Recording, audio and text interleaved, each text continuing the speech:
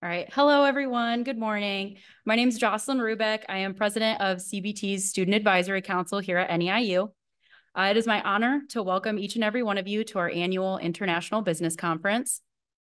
Your presence here today is truly appreciated, and I would like to express my gratitude for taking time to join us in this exchange of ideas and insights. Being part of the team that organized this conference has been an incredible experience. Witnessing the collaborative efforts and dedication of everyone involved has been nothing short of amazing. The impact of this event on our students is immeasurable, providing them with valuable perspectives and knowledge that extend beyond the classroom. I extend a heartfelt thanks to our esteemed speakers for sharing their expertise with us, and a special appreciation to Tracy Payne, our keynote speaker. Now, without further ado, please join me in welcoming Dr. Michael Bedell, Dean of the College of Business and Technology, who will share a few short words with us. Thank you.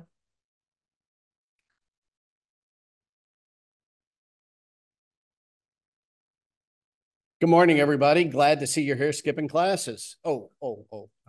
Sorry.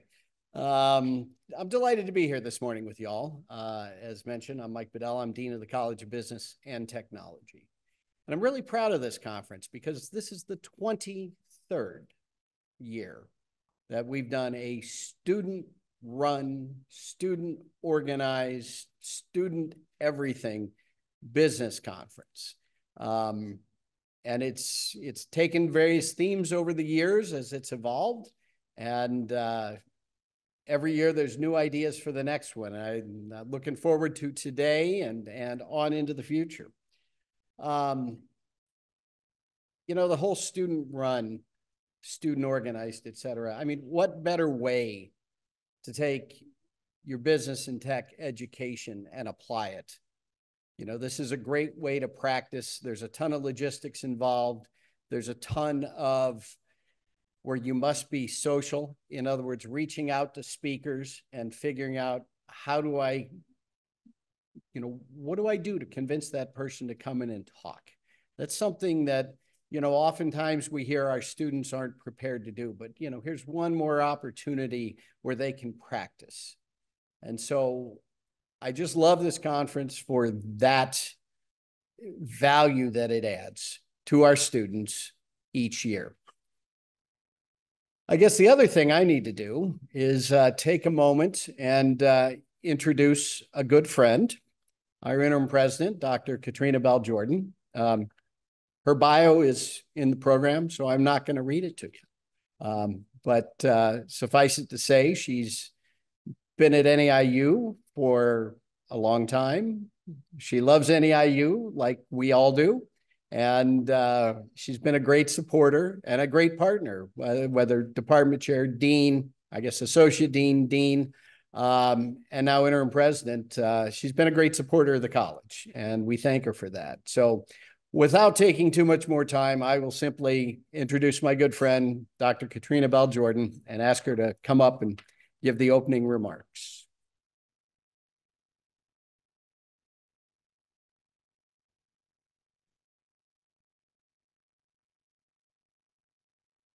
Good morning, everyone. How are you today? And thank you to my colleague, Dean Bedell. It is truly a pleasure to be here this morning and to welcome you to Northeastern for those of you who are here and are joining us online.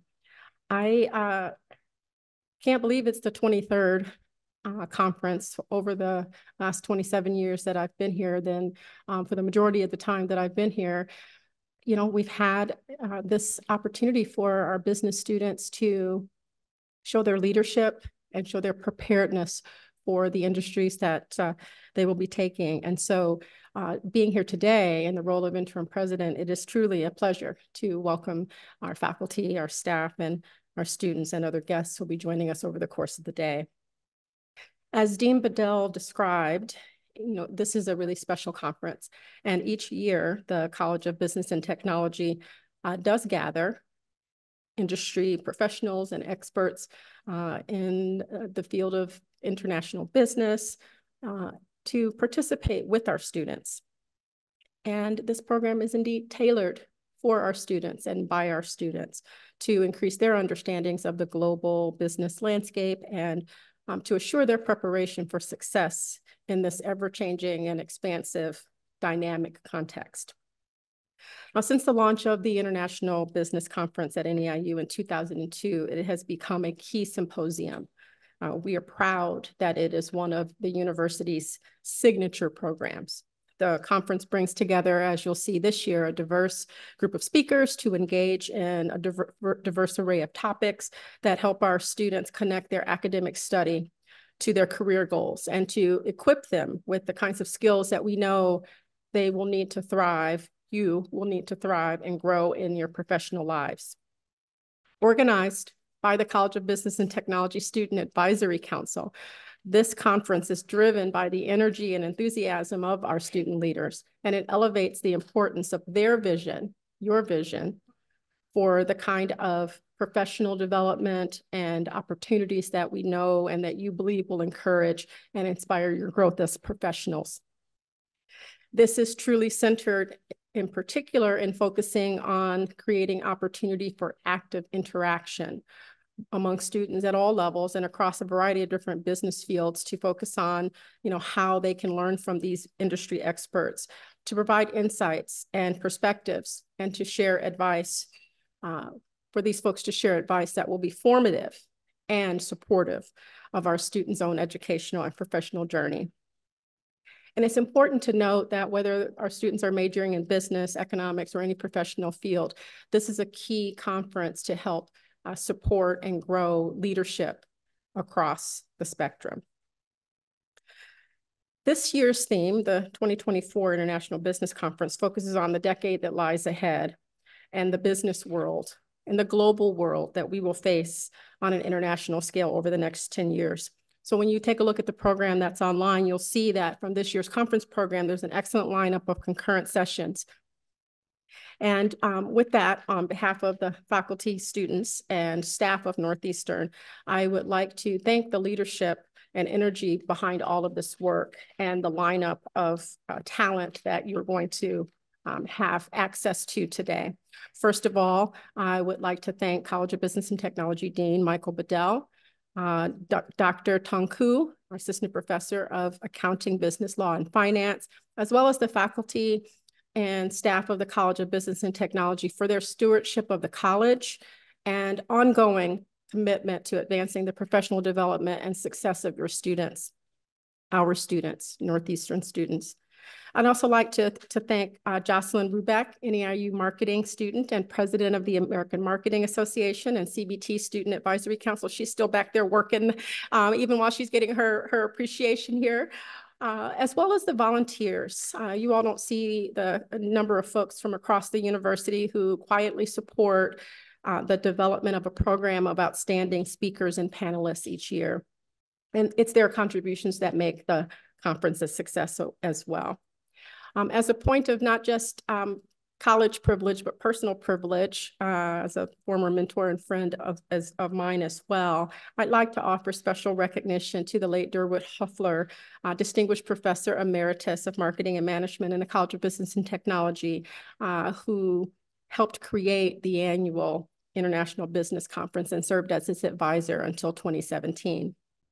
Okay, good afternoon, everyone. So we are very excited that we have the International Business Conference today, and I would like to introduce our speaker for this session. So we have Mr. Mike Butter to be our great speaker for this session today. Mike is a graduate at UIUC in 1974. He also, 90. Okay. Yeah. You know that actually you have the same year with me when I graduated from college. Right. That's a surprise, right? Okay. So Mike also hold the CPA. Yeah, CPA. So that's great and benefit for you, especially if you are in the accounting and finance major. Okay. Currently, myself as the Chief Financial Officer at PeopleFirst Bank in Jolie, Illinois here. He main responsible is to oversee the accounting and finance strategies, and he also focused on the risk management and regulatory compliance. He has experience in public accounting and banking, including his roles at the Metropolitan Bank Groups and Countryside Banks. He's now resides in LA, in La Grange, Illinois. Yeah. We really appreciate to have him here to speak and share with us about his business experience. Here's, you know, I think that the student, most of the students here, they are come from, you know, College of Business and Technology. Some actually also come from the College of Education and the College of Science and Arts. Okay, so please give a big welcome, warm welcome for Mark. Okay, okay, thank you. Yeah. All right. Just before I get started, I hope everybody can read the slides. I don't do this a lot, so I put together a presentation today. Some of my slides get a little verbose. There'll be a lot of stuff to read up there, especially later on. So, you know, if you have trouble reading, just move on up. So, once again, my name is Mike Butters. I'm the Chief Financial Officer of a community bank down in Joliet, Illinois. Joliet, Illinois is a very southwest suburb of Chicago, pretty far from here, honestly. It's an area I actually grew up I went to high school near there, so I know where Joliet is. As I've come to realize that it's not necessarily just the last suburb of Chicago, it's also the first suburb to the cornfield. So we definitely have quite a diverse customer base down there that come from different backgrounds, things like that. So anyway, my goal today is really just to talk a little bit about the banking industry and where community banks fit in with that. And then also, you know, just kind of talk about my career path and also just maybe give examples of some lessons learned, maybe some advice I have. I've got two sons. One's a sophomore in college. He's an engineering guy. And then I've got a senior in high school who's going into business. So I feel like I'm having a lot of these conversations at home. So when I was asked to do this, it kind of made sense. So who knows? Maybe we'll have something to maybe take away one good idea from this. It'd be fine. So first of all, I just want to kind of know who I'm talking to. Are accounting and finance people out there? Just kind of raise your hands if. Okay, good. All right, good. How about like sales and marketing types? A couple of you guys. All right. Management areas, things like that. Okay, so good. A good amount of. I think you'll find something in here that applies to you for sure. But I do think a lot of the accounting and finance stuff will relate probably the most. So that I do. That being said, kind of getting into just major high level view of banking. Once again, a bank, it takes a bunch of people of their deposits, customers, people, businesses, bring all their money into the bank. We pay them interest, some more than others. Checking accounts that rotate constantly, we don't pay a lot of interest to that. But then people are parking money in CDs, things like that. They're earning more interest, so we're paying out interest expense. Why do people put their money in a bank? Well, they're insured. The FDIC insures their money up to $250,000 per person, tax ID, I should say, business or person. Your money is safe no matter what happens to the bank, no matter how bad it gets run, or you're going to be insured up to $250,000, and the bank pays for that insurance. Then we take that money in and we either invest it or we loan it out to other businesses. And the whole idea is to make more money on what we're investing and loaning it out than what we're paying to the customers in interest expense. And that's called the interest margin. That's how we make money. A couple other concepts there is there's the thing called the allowance for loan losses, which we have to put away money just in case loans go bad. Sometimes people don't pay. Sometimes we have to foreclose, take back the properties. We have to set aside some funds to make sure that's covered.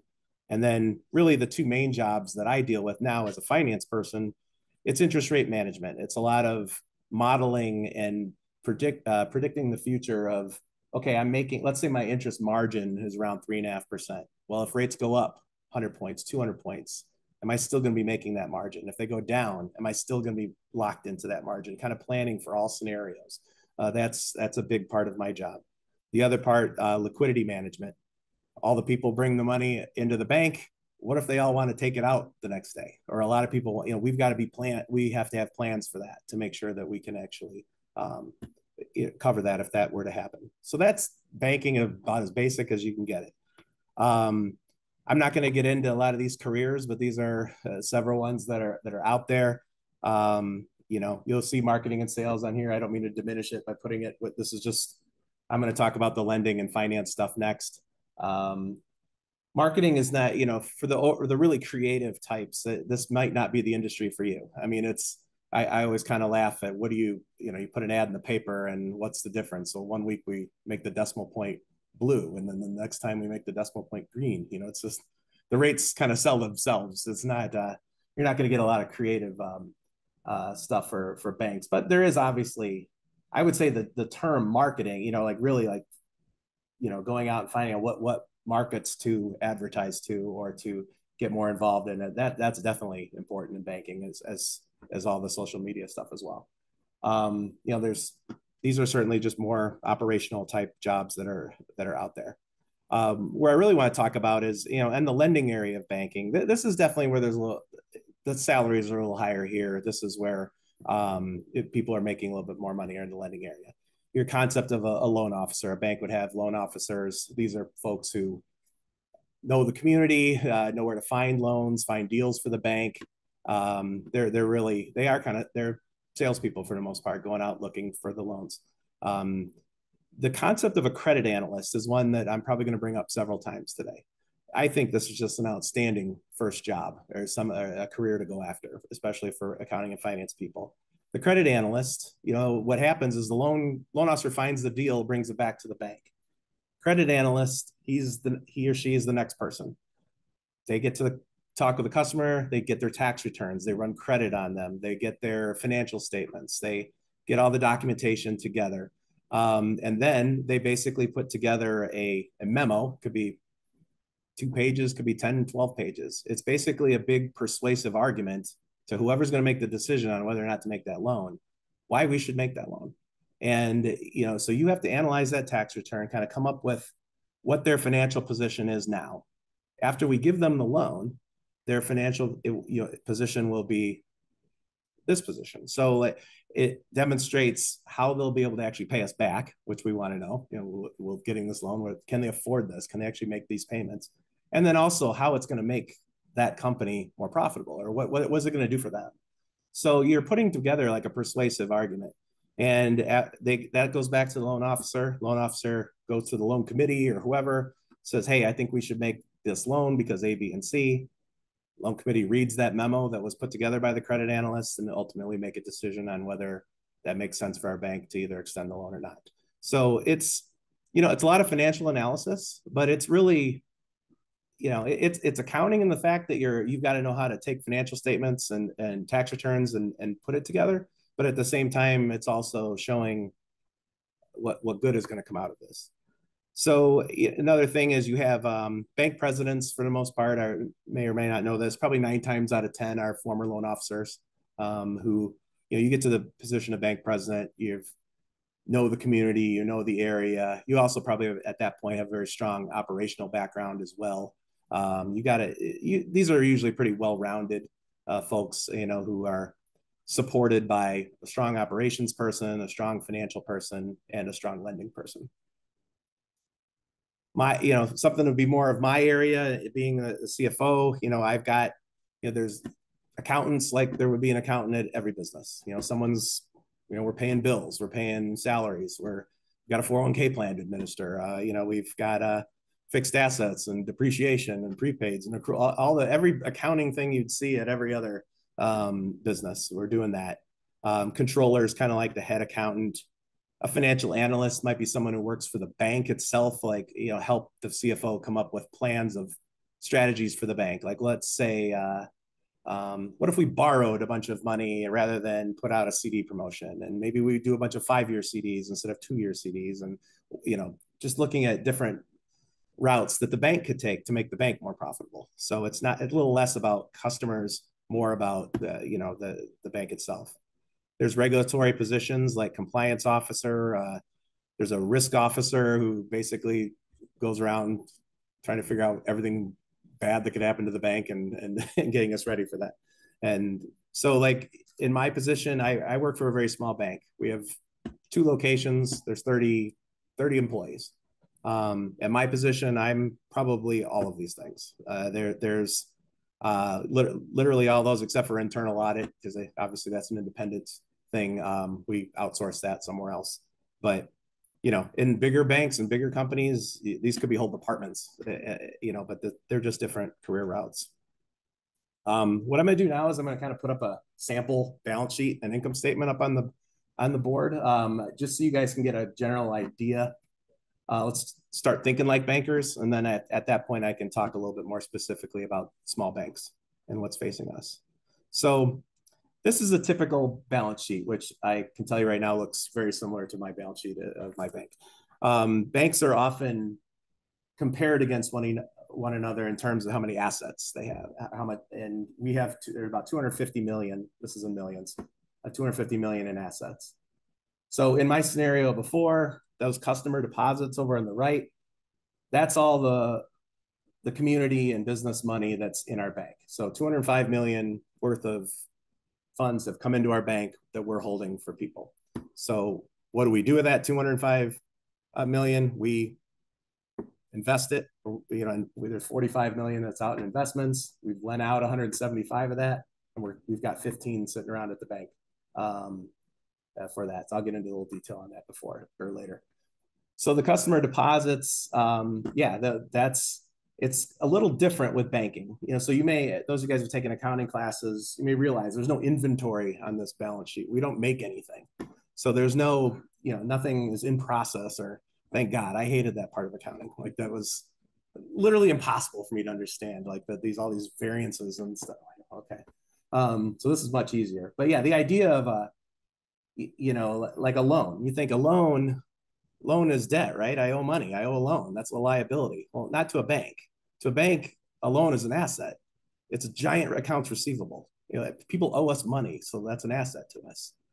The liability side on the customer deposits, you think, oh, CDs, a money market account, cash, that's a debit, right? Or that's an asset, right? Not to a bank, because we owe that money to the customers. They come in and we have to pay those people back. So that's a liability to us. So it's a little backwards. So what are the assets to the bank? Cash. No, we don't have 15 million sitting in the vault. The bank has a checking account. Our checking account is at the Federal Reserve.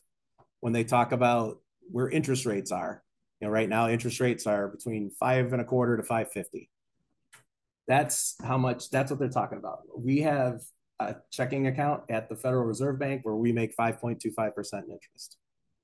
So if I overdraw that account, I'd have to borrow from the Fed. I'd have to pay them 5.5% in interest expense to rectify that. So right there, we have investments, we have loans, and there's that idea of the allowance for loan loss, keeping a rainy day. I just put some other numbers in there to balance, but yeah, we have premises, we've got buildings and things like that. So that's a balance sheet of a bank. Yeah. That my family, my wife also applied the balances. Why? Because she just want to make sure that I'm not spending, money from somewhere. Yeah. Yeah. So when if you've got $200 in a checking account, you're part of that 205. That's where it fits on a bank's balance sheet. Typical income statement, which didn't transfer very well to this is all crazy. I assure you these were nice lines when I did this, but if you can follow it basically, our bank made $3 million. So return on equity about 10%.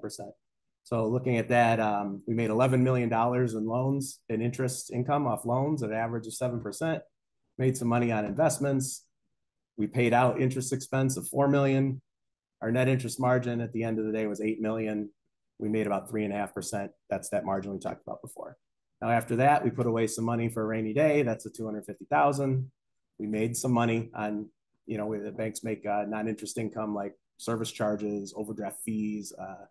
Some banks have like safety deposit boxes where they make income on that. That's where that is. And then, of course, we have to pay the employees and pay someone has to has to do the snow plowing, and we pay rent, and computers break, things like that, all the other costs. So pay taxes $1 million on that, and our net income is 3. So that's kind of a basic how a bank works. So boy, I wish I should have done a way better job with this with my columns here, but luckily I kept this simple. So what could go wrong? And there's a couple scenarios I wanted to talk about. Quite simply, have you seen the movie It's a Wonderful Life? You guys all seen that movie? Okay, so if you haven't, it's a Christmas movie, holiday, everybody's happy. From a banker's perspective or a bank regulator's perspective, that's a horror movie.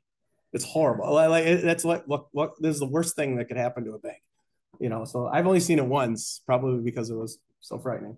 But it was, what happened in that movie was the 205 million in that scenario, they all showed up and they all wanted their money back because they thought there was a problem with the bank, right? Well, and then he, George Bailey, I think is his name. He's like, wait, I can't give you all that back. I've invested that in the community. That 175 million has been spread out to your houses and your businesses and things. I can't just pay that back. Now that was kind of there's been a lot of regulations have been passed since then to make sure that doesn't happen to a bank. For instance, if that were to happen to us, the bank itself can go out and get a loan. Like, hey, I got to pay all these people back. They want their money back. So I can't, it's all tied up in loans. So I can get a loan, me being the bank. And like from the Federal Home Loan Bank, they would actually give me up to $80 million. I would have to pledge my loan portfolio as collateral. So if something went wrong to me, they take all of my loans. So it's just like someone coming and taking your car or your house, So I would, have to borrow from them, pay people back, and then I'd be waiting. At that point, I would have no deposits. I'd have all borrowings, and I would still have to wait for all my loan customers to eventually pay me back so I could pay off the borrowing. So that's, at one point I was going to tell you guys a little bit, maybe if I got time at the end, I can run back to this slide and explain a little bit more on like what happened last year with the Silicon Valley Bank and why those banks failed. But well, I don't know if I'm gonna have enough time for that, so we can maybe come back to that later. Oh, you know what? Just a couple of ratios. Part of my job that I've got to balance. The biggest ratios of your balance sheet are your loan to deposit ratio at 175 divided by 205. You got to keep that around 80%, maybe less than 90%. If you get over 90 or 100, the bank regulators, the government will come down on you. Like, what's going on? You guys are taking way too many risks with the people's money. We're insuring that money. Stop taking, you can't lend it all out. You got to keep some around. Same things on investments. Those investments are the most boring things ever. A bank can't buy anything exciting. It's treasury bonds, it's government agency bonds, things like that. You can't buy Bitcoin. You can't even buy anything in the stock market. It's got to be something that you could sell tomorrow. Now you might not get what you paid for it, but you could at least sell it tomorrow. There's a market for the whole concept of if I needed to pay those people back. The other thing, that allowance for loan loss. So we've set aside $3 million just in case something goes wrong with our 175 million. Well, that might seem kind of low, right? And it does feel that way, but that's pretty industry standard right now. What I would say is, like during COVID, everyone was very nervous about what would happen, and we'd lend all this money out to these businesses, and things are not looking so good. Banks, that 3 million that bumped up, that became more like 7-8 million, and of course that's an expense to a bank when you're putting away more money. So I mean, that 3 probably went up to 7 or 8. Now it's back down to 3 because the outlook is a little better than it was a couple of years ago. So, and then probably the most important thing, looking at that, the concept of your equity, and this bank is worth $30 million out of 250 in assets. That number, you're trying to keep that basically around 10%. And anytime a bank gets into trouble, the regulators and the government comes out and they want you to increase capital. Now, capital is where they're shareholders of the bank, so we're paying dividends. So that when you tell people I got to bump my capital up, you're basically telling your shareholders no more dividends. So that's can be a little nerve-wracking for your owners. You want to keep that though around that ratio, because you may be thinking right now, well, hey, if I'm just making money on margin, why don't I just take that 205 million, advertise like crazy, let's double that, let's bring in another 200 million in deposits, and then I'll lend out another 175. I'll make a ton of money. Well, if you did that, your assets would be 500 million because you doubled, and your equity would still only be 30. So you went from a 10% bank to a 5% bank. Yeah, government be all over that. So like they just you can't do that. So these are the types of things like my job is really balancing all of this to make sure you're staying in safe compliance with safe and sound banking practices. And these are everything I just kind of went over, those ratios. Just a real quick talk on interest rate policies. They talk about rates going up, rates going down. See if I can talk about this as fast as possible. But before, when the government raises rates, they're trying to slow down the economy, right? The economy is going too fast. That's why rates are so high right now. They're trying to slow things down.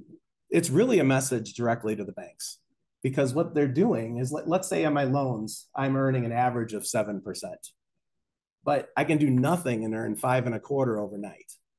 Like, well, it's kind of taking. Why would I take risks on somebody paying me back? I can just make 5.25%. That's pretty good. Maybe I'm not going to make that loan. And then plus, I go out to my customers and say, I need 9% for your loan when they're used to paying 7%. And maybe that customer then says, you know what, I don't need a loan that bad. I'll wait. So what happens? That customer doesn't build the extra office, or they don't buy another apartment building, or they don't buy another car or another truck. So the economy slows down. Same thing. If they wanted to increase economic activity, let's say in this case, low rates went down. Now maybe I'm only making 2%. Now I'm like, well, 2%, that kind of, I need to do better than that. I better go make some loans.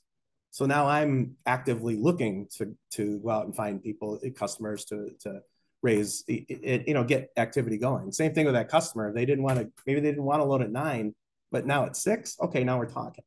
So it just gets people moving, so that's really when they talk about rates going up or down, that's exactly what they're talking about.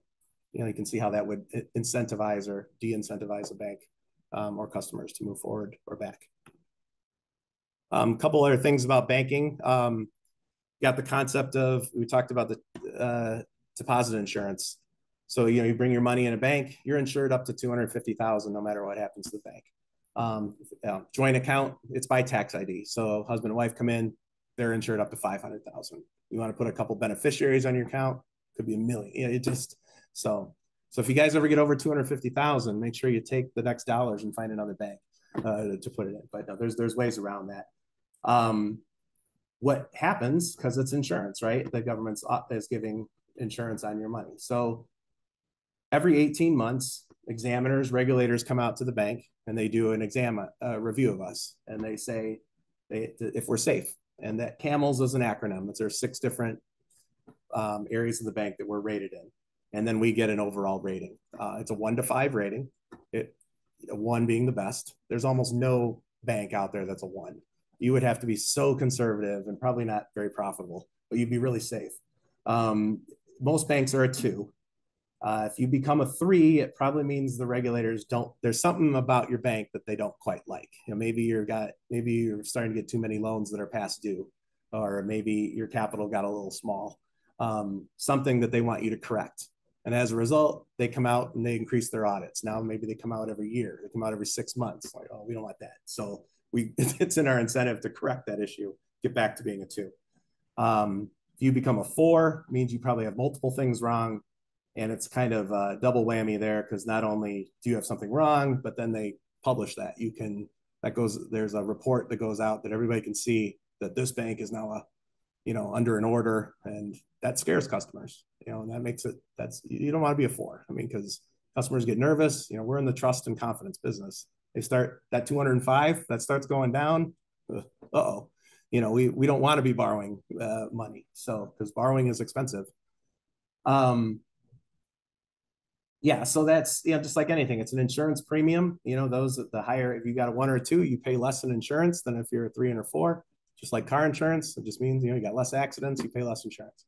So it's in our incentive to do that. The government also has a lot of other initiatives that they come out every couple of years.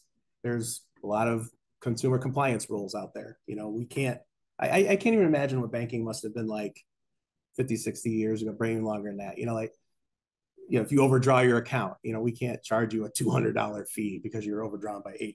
You know, like, or, you know, we can't look for loans that are 40% interest, or, you know, so it's something ridiculous. There's rules. Yeah, you're late on your loan, we can't call you 20 times in the middle of the night. You know, so there's a lot of consumer protections that have been put in place over the years. There's things like fair lending. You know, you as a bank, they come in and they do a fair lending review. They find out that 80% of your loans were to white males between 40 and 50. You know, that's a problem. You know, if all your customers, you should be making loans kind of in the same ratio as your deposit base is. And so, yeah, you get looked at for that. There's a thing called the Community Reinvestment Act. So every bank has the CRA has a CRA rating. You can go in your bank, find out what your CRA rating is. The purpose of that was to make banks reinvest. You have to make your loans in the area where your branches are. So what was happening is you get some rich guy open up a bank in a poor area of Chicago, take in everybody's money, give them a little interest, and then never loan it, like never make any investments in buildings in the area. They just keep it there and they invest it in treasury bonds. Yeah, their margin might only be 2%, but he doesn't care. He'll make a couple percent, you know. So the idea is you have to make a certain percentage of your loans in the area of your banks and your branches. And, you know, you can't just open up a branch in a bank in Chicago and then loan it all out to people in Seattle. You can't do that.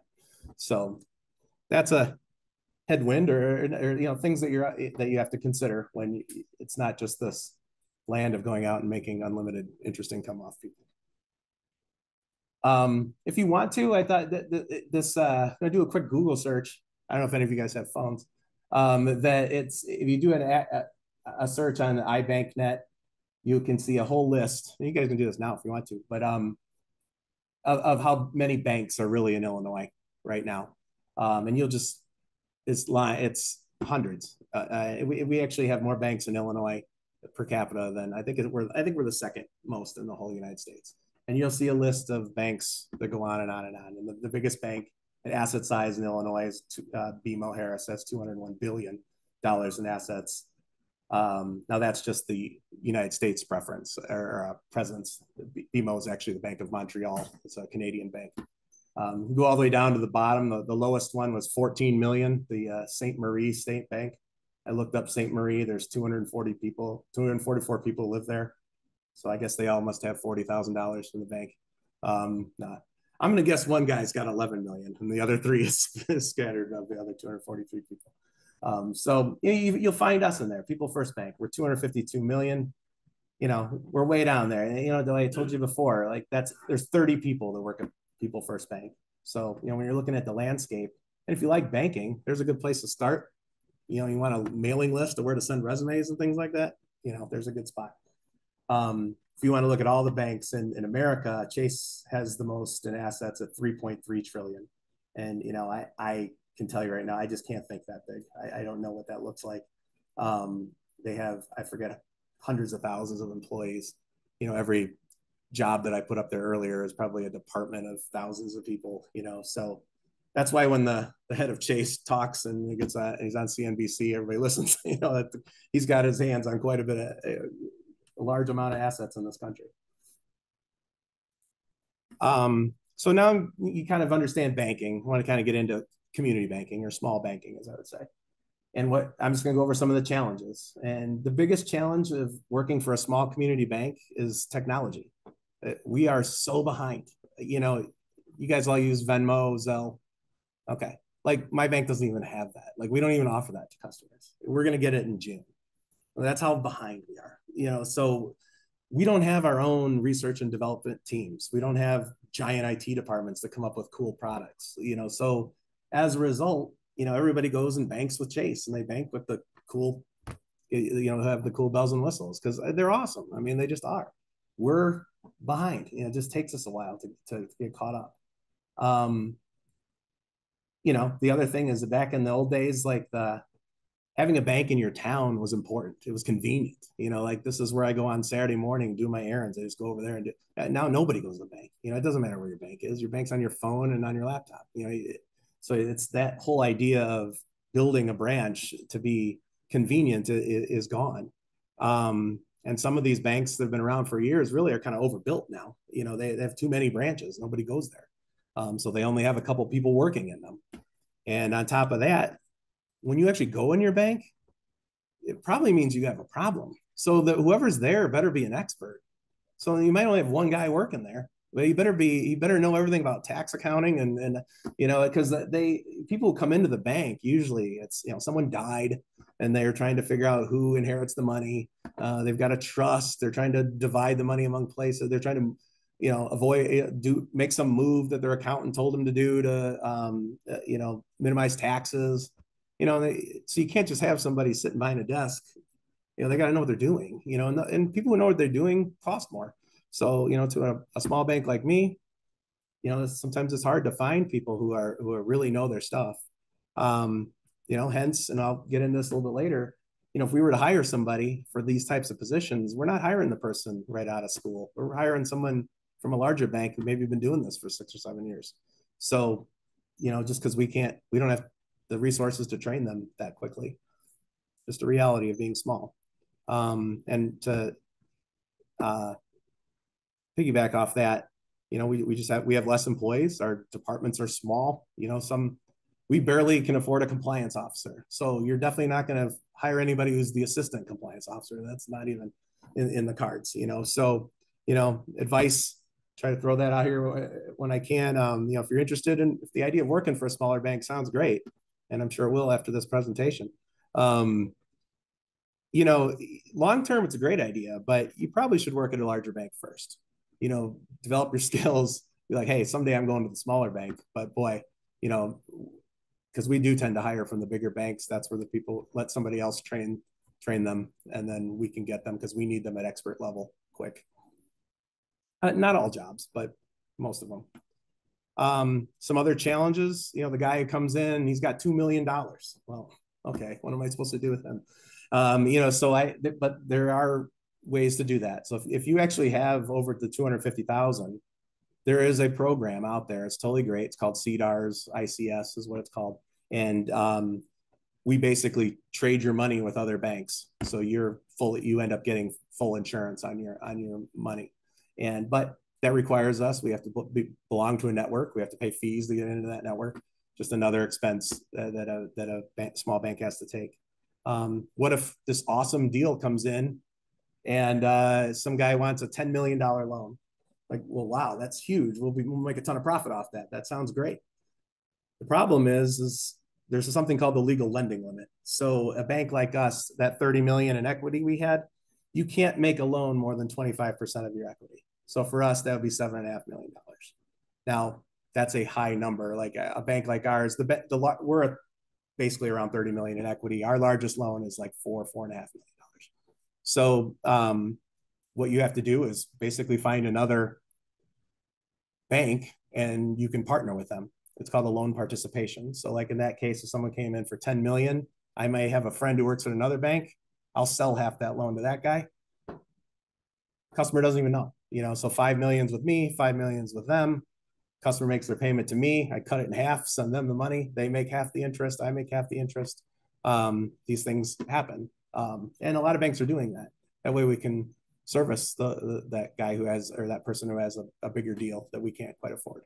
But once again, that actually requires some expertise. And sometimes that's hard to find at the smaller banks. I think our bank in particular has done a very good job of that. A lot of our loan guys, including myself on top of that, come from larger institutions. So we've met other people. We know people in other banks. So it's easy to do that. So it's just a good networking thing we develop. We have customers, maybe you've heard of people like that. They come down to their small bank and they don't understand why our rates changed so much. You know, last week you were giving me 5%. Now you're giving me 4%. Why is that? You know, or the guy down the street's offering 6%, you're offering 4%. You know, don't you pay attention? Don't you know how to service the customers? You know, and the reason for that is a bank, when you're small like us, that balance sheet of the 250 million, we go up and down. I mean, that we could be 230 to 260 to 210. We've had our craziest month at our bank is we had 1 month we had to fund $15 million in loans. We just had a bunch of loans customers come in. We had to fund it. Well, where am I going to get that? Well, that's the time you put the ad out in the paper. You know, like, come on down to our bank. We'll give you 5.5% to come bank with us. And, you know, there could be other months where $15 million of people paid us off fast. Well, now I've got too much cash. Well, if I have too much cash, why would I give you 5%?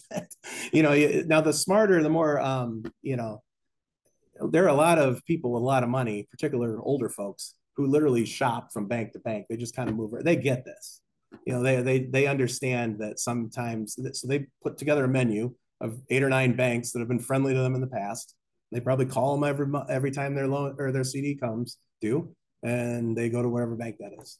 That drives us nuts, but that's what they do, and especially retired folks who don't have a lot of other things to do. So, the other issue is credit unions. Credit unions are usually even further behind in technology, but they offer great rates and low, better. You can get a car loan deal cheaper. Why is that? Because they don't pay taxes, which drives me nuts. So that's not fair. You know, they don't. There's a whole credit unions would be a whole nother presentation, but that's one of the reasons why you might see a credit union's got a better deal than a bank. Quite simply, they don't have to pay income taxes. So what are the good things about not all the bad stuff? Typical accountant, I'm going to give you all the bad news first. And then the advantage, honestly, for me, being part of the management team, you know, 30 employees, it's basically 3 of us running the bank. And, you know, I had an uncle of mine tell me one time, in business, the goal is you want to be a decision maker someday. You know, you can be, for me, I was an assistant decision maker for most of my career until the last 8. And, you know, the fact that, you know, we make loans, sometimes I'm one of 3 people in charge of deciding up or down. And, you know, a lot of CFOs don't get that opportunity to do that. Yeah, sometimes I'm out in the lobby negotiating a CD rate with a guy who came in here with $800,000. You know, I got to talk to him personally. So a lot of people don't get access to a CFO, but in a small bank you can. And a lot of folks like that access. Talk about credit decisions. The number one reason why we're better than bigger banks is we are so much faster in loan decisions. There was a commercial on the radio. Sometimes it's out there of, you know, you apply for a loan and they give it to their manager and it goes to another department and they have loan committees on Tuesdays and then they make their decision. They pass it along to somebody else. And before you know it, 6 weeks has passed. You haven't even gotten an answer. Like that really happens with the bigger banks. It's bad. There's too many levels of bureaucracy there. For us, you know, if we get to the point where we have all your information, it might be just one guy, you know, the head lender might say yes or no. And sometimes being told no fast is very good also. You know, you can move on to plan B. We have a loan committee that's a part of our board of directors. Our board of directors are people who live in the community. You know, it's a quick Zoom call. Some of these guys are retired. They come down during their lunch hour. Oh, wait, they're retired. They don't have lunch hours. They just come down. But you know, we can have a loan committee meeting like that. And it's very common for that to happen. So, you know, being told no fast, sometimes just as good as being told yes. The PPP loans, those were, the government made it very easy for community banks to get that money out to customers. They realized that a lot of small business out there, banks with small banks, so they made it easier for us. We'd have people coming in, they've got a checking account at Chase, and they've got a checking account with us. They went to Chase first for these PPP loans. They told them, well, we'll have an answer for you in 2 weeks. Well, you know, they're worried about their business now. This was pretty scary times. You know, we could do an application, get it back. We could get it done in 2-3 days. So we'll always be faster on the loans, and getting loans and servicing loans never be the problem with the community bank. We have tons of opportunities all the time. Funding it is the hard part. You know, and talking about loyalty, you know, where that speed can really kick in is that guy who comes back for his third or fourth loan with you. You know, if somebody gets a loan to build, they you know, let's say they build a condo and then building, and then someone buys all the condos, they go and they build another one. Well, you know, the more times you do business with somebody, you know, we know you. You know, at this point, we know what type of person you are and what type of business practices you have. That those third, fourth, fifth loans, they come even quicker. You know, because we're loyal to you, loyal to us. That's where it really starts to kick in on the speed. Which is why you see a lot of people who are just believers in community banking, and they always stay with community banking for that very reason. Any of you guys are entrepreneurs or talk like, you know, or think you might want to be an entrepreneur? You know, a couple things I want to say about that is, you know, if you've got a solid business plan and you've got a good financials and you've got a good story, you know, give a community bank a chance. You go down there and talk to a loan officer. Maybe they'll help you out on how you can get to that point of getting the loan. There's good advice out there to be had. You know, I see, you know, a lot, you know, I watch Shark Tank constantly. It's my favorite show.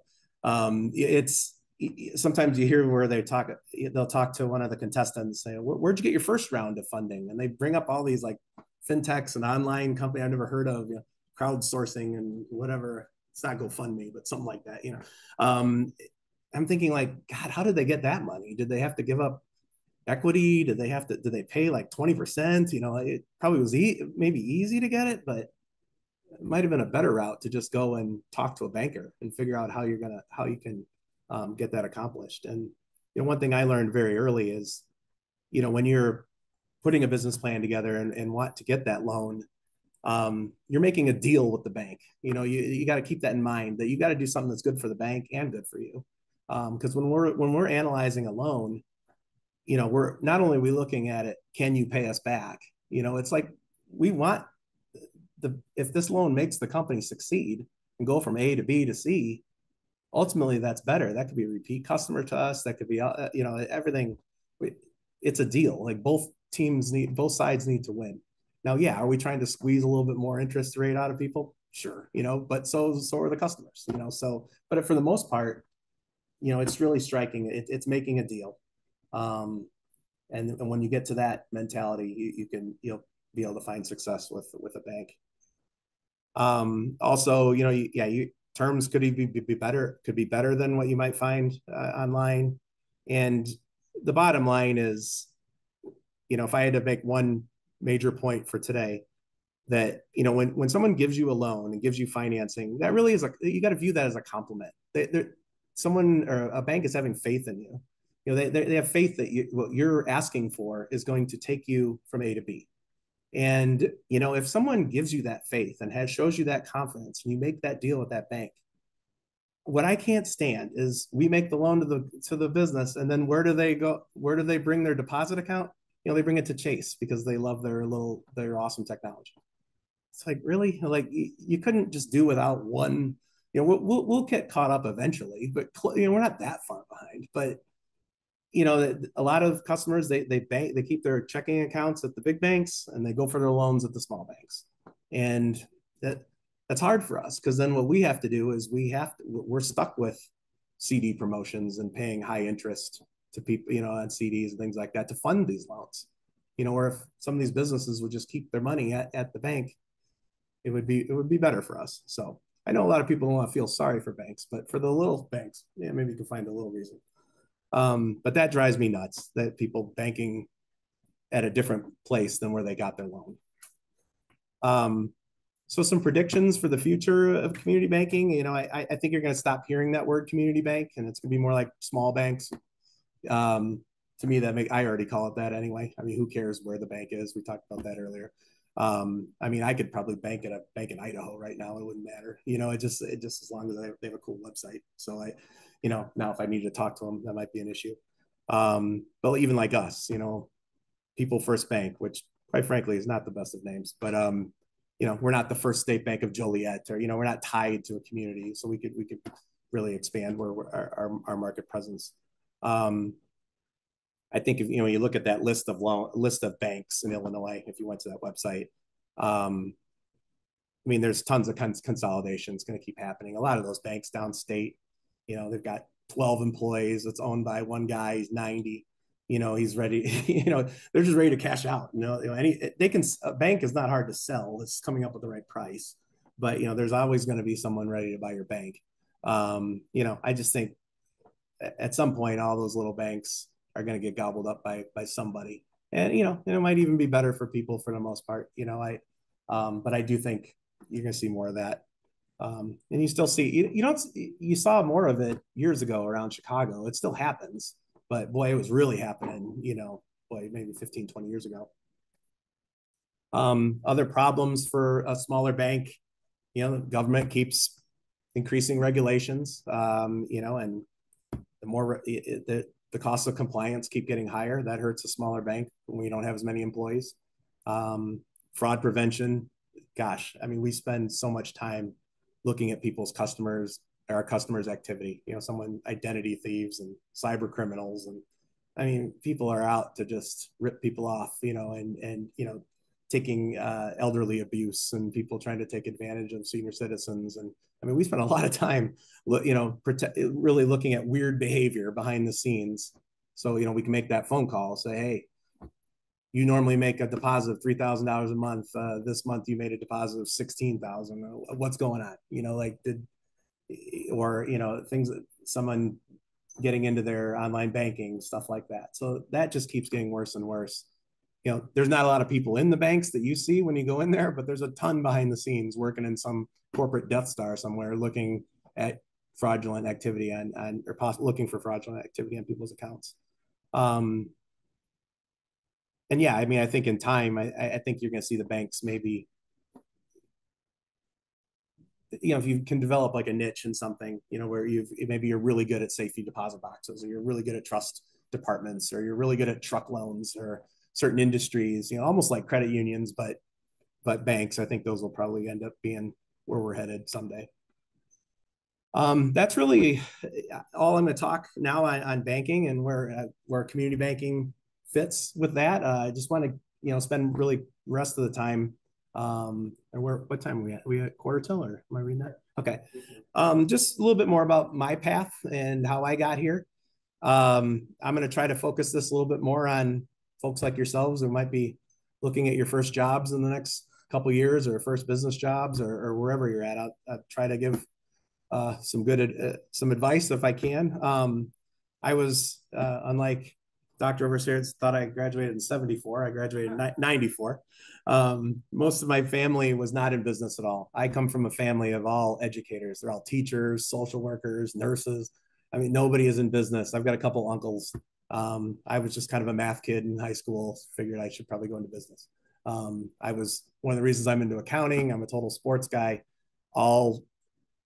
I became like obsessed with the backs of baseball cards and statistics and keeping track of things. And like, that's just the way I was. So figured accounting might be for me.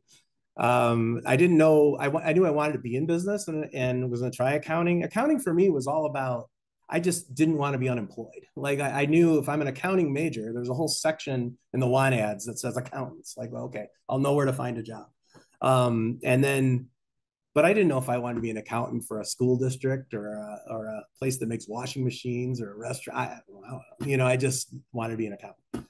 And so I tried to stay open-minded about that. Was advised to only apply for jobs at public accounting firms. You might hear that, auditing firm, CPA firm, things like that. That's all I really interviewed with.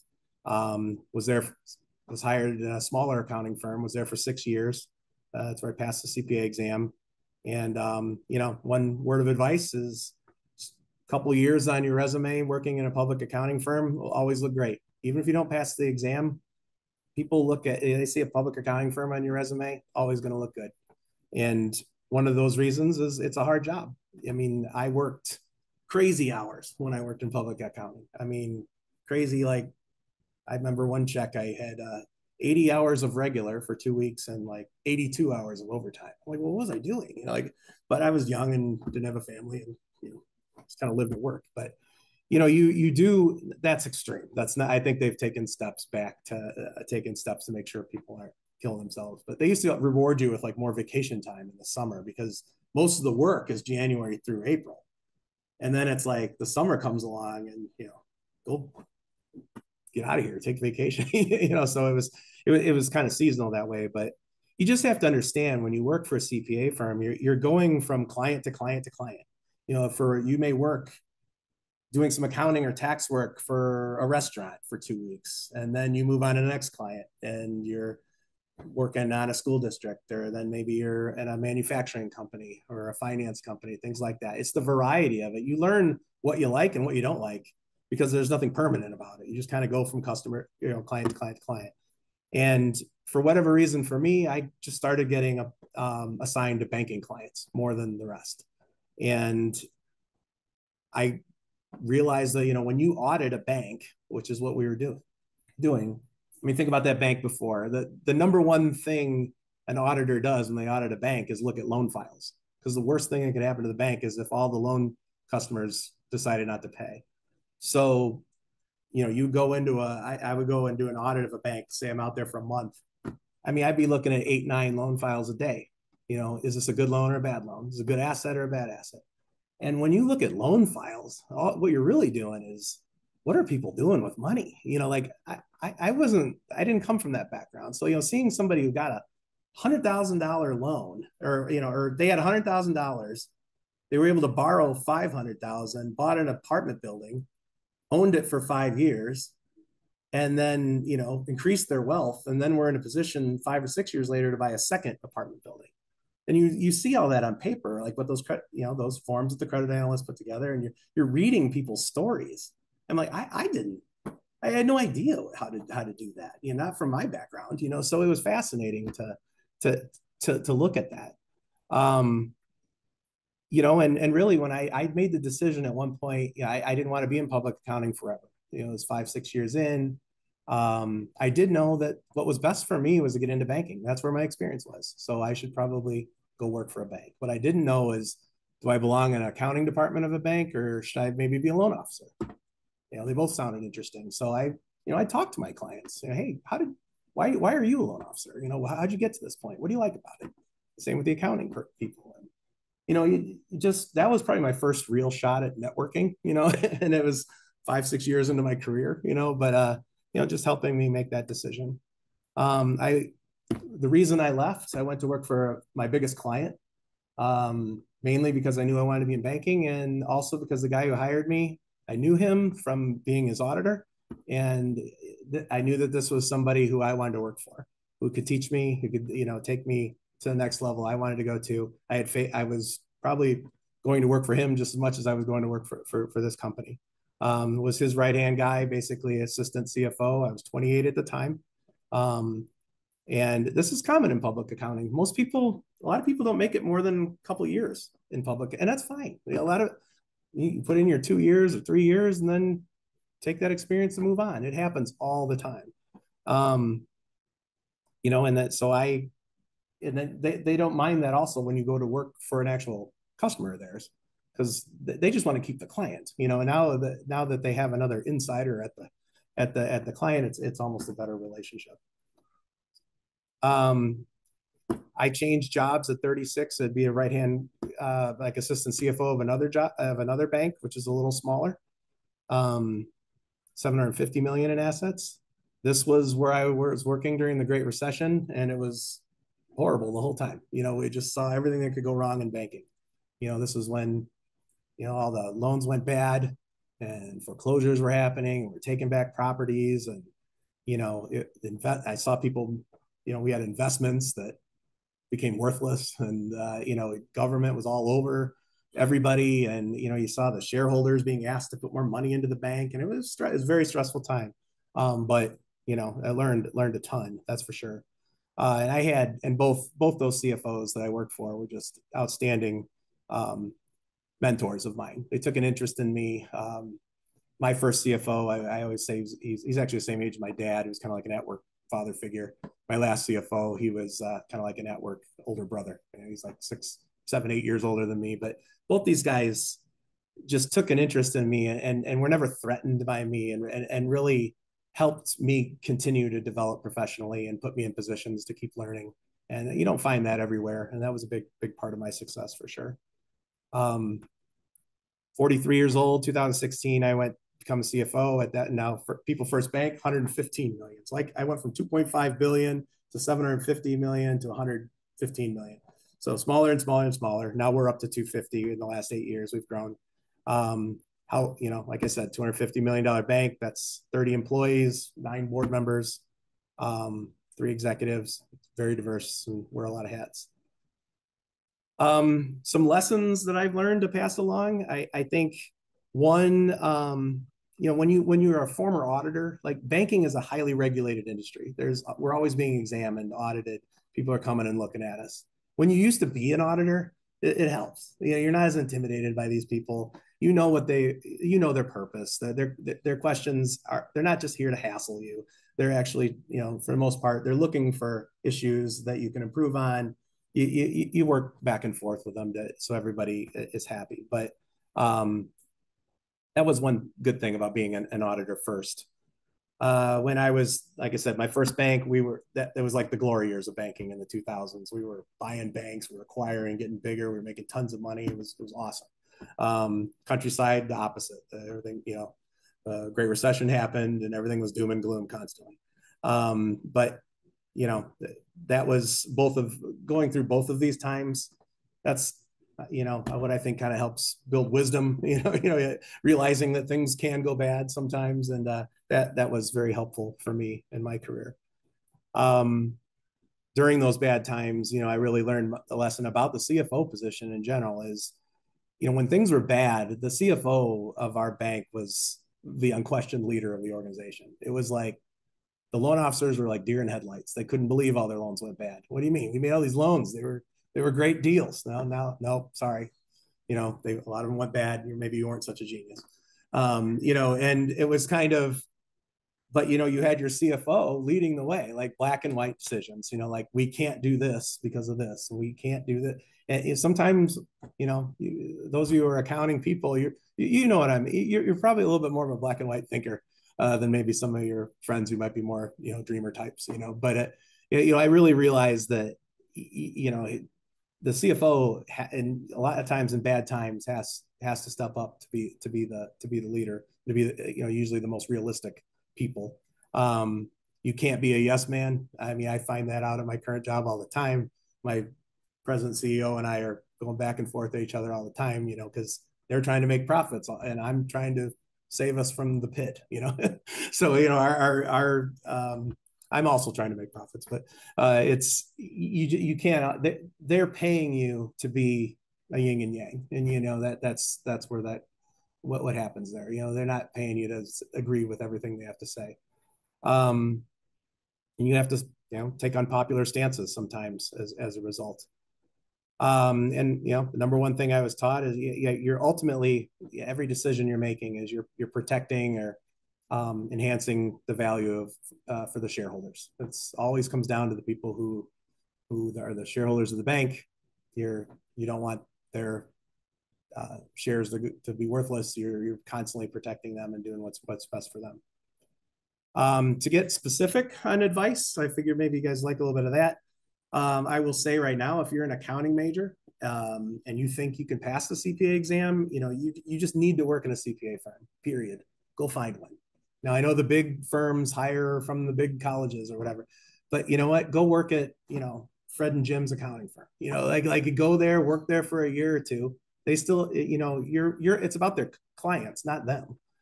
And then maybe after a couple of years, I told you about that turnover at the bigger firms. Then you apply, get into a bigger firm, go into a mid-sized firm, maybe a little bit bigger than that, like that. But maybe that's where you have to start. Or maybe it's a chance to get into a mid-sized firm right away. Maybe that could work. But I would look that once again, you got to be with your eyes on the CPA exam to do that. But I can't imagine doing anything else if that's what you wanted to do. If you're an accounting or finance major and just aren't interested in that concept of becoming a credit analyst or a financial analyst, that's where I'd be headed. One thing that might happen with being a credit analyst, you start looking at financials and tax returns of enough places, you might realize, wait a second, I'm good at taxes. I'm good at putting financial statements together. maybe I need to go back to school and become an accounting major, you know, but there's skills there. And it's also, you know, getting those jobs, you're working for one of the bigger banks, bigger financial institutions. There's a guy, I think, at the alumni, what's it called? The alumni panel later. I was looking at his resume. Kevin is his name? Kevin Murray. And he works for Wells Fargo. I mean, that's what I'm talking about. Everybody go talk to him. He's doing exactly what I'm talking about. You know, and you can't look at it as, oh, I got a job with Wells Fargo. You got to look at it as, I've got a job with the customers of Wells Fargo, because he's going to look at how many deals next year, 30, 40, 50, I don't know, you know, but think of all the different businesses he's going to touch. He's not working for Wells Fargo. He's getting his eyes are open to all different types of industries. And I think that that's what's most important right now for a young business person, is just, you got to get as much exposure to as many different things as possible. Nobody who graduates college going, I'm going to be the CFO. You're like, no, you know, I didn't think about being a CFO until I was like 35 years old. You know, it's just more of, I just wanted to be an accountant. And okay, and I was an accountant. And I want to get into banking. All right. And then I get, you know, there's just steps. And it's just, until you see what your opportunities are, you know, I'm not saying aim low, but I mean, it's just like, just be realistic of where you are, and don't move on to the next step until you know what the next step is. You know, if you're not from a business background like me, you just need to get exposure. And that's what I've been talking about with the firms and the credit analysts. You just got to see, what are people doing with funding? You know, how does a person or a business get from A to B to C? And what can funding and finance do for them to get them to the next level? You just got to find a way to be exposed to it, whether it's watching Shark Tank till the end of time, or you know, or just being in a position where you see folks like that, ask questions to find that. You just have to see what an investment can do for somebody, and then I think a lot of stuff will come from that. You know, whether it's someone acquiring property or you know, a different type of investment. You know, it's things will. You hope that something will pique your interest by doing that. And you know, sorry to the academics in the room, but you know, I didn't get any of that in college. I got that in work experience. I mean, it was at the firms where that's when I was reviewing loan files. That's when I saw what people were doing. But that was just me. Probably been told this a million times. If you're interviewing, ask about internal training programs. I've heard these credit analyst programs at like the big banks. Sometimes the first thing they do is they whisk you off into training for a few months, you know, where they train you for free and you're paid. That sounds amazing. So that's, you know, look at that, you know, and ask questions like, who's going to be my boss? Like who's going to train me? You know, am I working for someone who's experienced? You know, that's important to know, because that person, you know, is going to be in charge of teaching you some of the basics. And eventually maybe, you know, these larger companies have tuition reimbursement programs, things like that. You know, I'd look into that. Why not? That doesn't happen at the small community banks, I'll tell you that much. I called it fatherly advice here. This is very verbose. Hopefully you can read that. Maybe not. I'll try to walk through it. This was called me getting tired of PowerPoint present slides.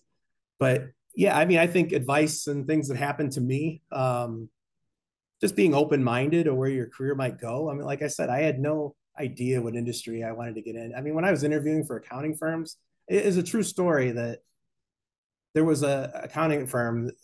What are your main source of clients? Oh, we're primarily in the banking industry. And I actually didn't sign up for those interviews because that sounded so boring. I'm like, why would I want to audit numbers about numbers? You know, I was more into, believe it or not, I thought I was going to be an auditor of like a school district or a not-for-profit agency or something like that. That I was like, how can I use my accounting skills for the good of the world? You know, but you know, my opportunity just ended up being in banking. It's just very common that one part of your career is probably going to set up the second part of your career. You may have parts. You know, there's progress here that's going to happen. You know, whatever you start to work for in the first few years, that may not be it. You know, you got to keep your eyes open. A couple examples I put in there is like, you know, what if you're working with real estate loans for first few years? You look at those enough, you might realize like, boy, I'd be an awesome realtor. You know, I'd be good at selling this stuff. You know, I know all the back room of this now. Now I know how to sell this. You may realize, you know, what I'd really like to do is work in a construction company. I'm looking at all these construction loans. Why not? I could manage a construction company, maybe something like that. You know, might get involved in real estate investing. You might be a credit analyst and realize you're really good at taxes. You know, you just don't know this until you start seeing it.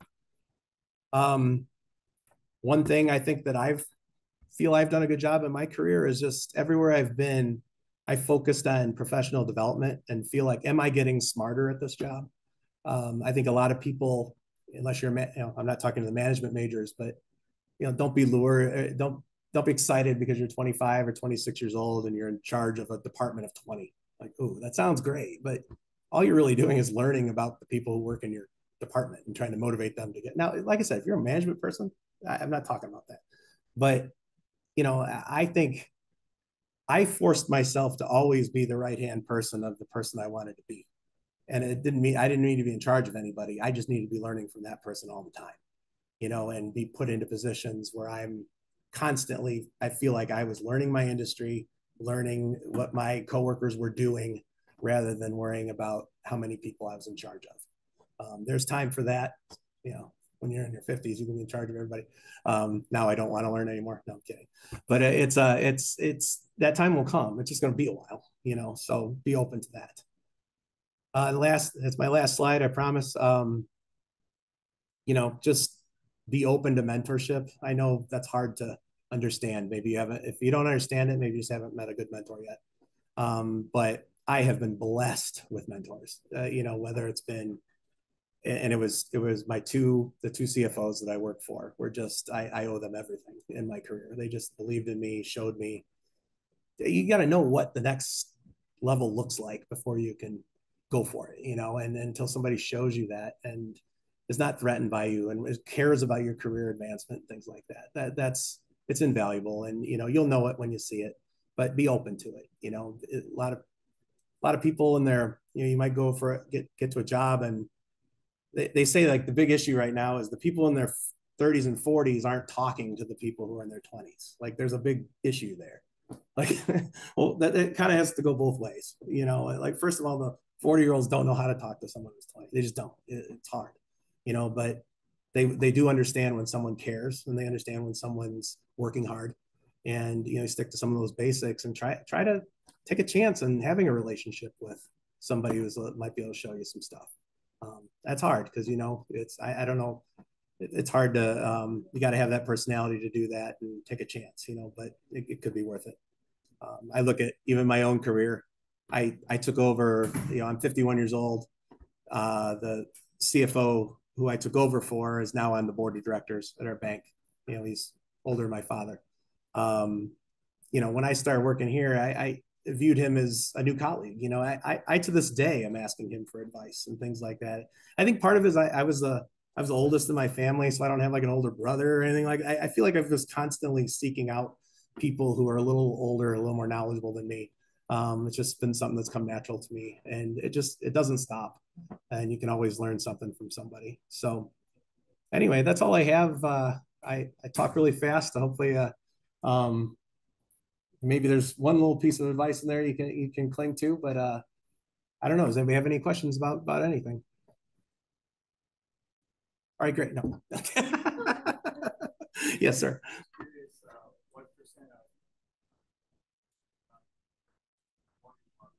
A good question. A bank like ours, 0. A small bank, I can't take a chance on a 30-year interest rate loan. That's too much interest rate risk for me. So we have someone in the office. They take applications, they serve the community, but we immediately make that loan. We sell it to like the Freddie Mac, Quicken Loans, those type things. That's their business model. That's their business plan. They buy them from us. So we have someone in-house who can service the people, but I can't put that on my balance sheet. As a small bank, everything's got to kind of be 5 years or less. I can't take that interest rate risk 30 years out. So, but good question. We do make them. I mean, we make home equity loans and things like that. So that's, you know, maybe 15% to that. You in the back?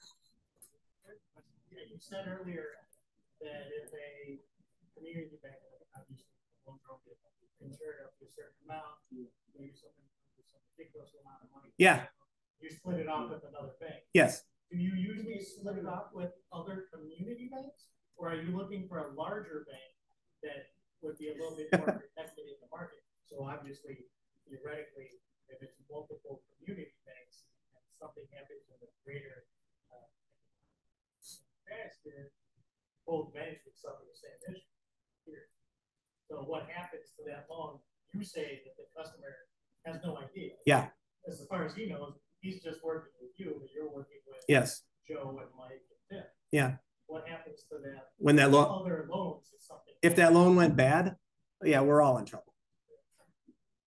Because, you know, that loan payment, if that guy makes zero loan payment to me, I divide it by, 4, everybody gets 0. So yeah, usually what happens at that point is the bank that you sold it to kind of is not happy with you. That happened usually as soon as someone's even past due once or twice. It's like, what did you sell me? So yeah, it's a risk. I mean, you want to make sure that that's going to be you got to be careful who you're dealing with, for sure. What happens if let's say you're working with 2 other smaller community banks? What happens if those banks runs into this? They have to start selling. Like, well, if I was someone who I sold my portion to, it wouldn't matter to them. They would keep that loan as if they originated it themselves. I mean, if we were the buyer of a participation loan, you underwrite that like it's your own loan. Like you're making your own credit decision, and that's what the regulators expect for you to do. You don't just be like, oh, cool, thanks for a $5 million loan. You've got to underwrite it. Look at, can they pay us back? Is it a good deal?